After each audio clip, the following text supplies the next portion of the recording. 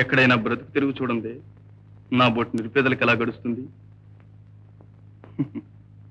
నీవంటే భాగ్యశాలివి, శ్రీమంతుల బిడ్డవు.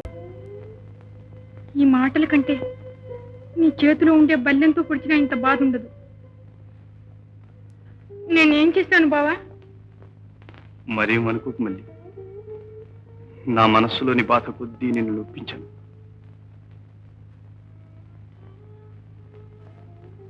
మా అమ్మకు జబ్బుగా ఉంది. నేను వచ్చే వరకు నీవు కాస్త చూస్తూ ఉంటావా? ఎందుకు ఇట్లా మాట్లాడుతున్నావు బావా? అత్తకు జబ్బుగా ఉంటే ఉపచర్య చేయమని నువ్వు నాకు చెప్పాలా?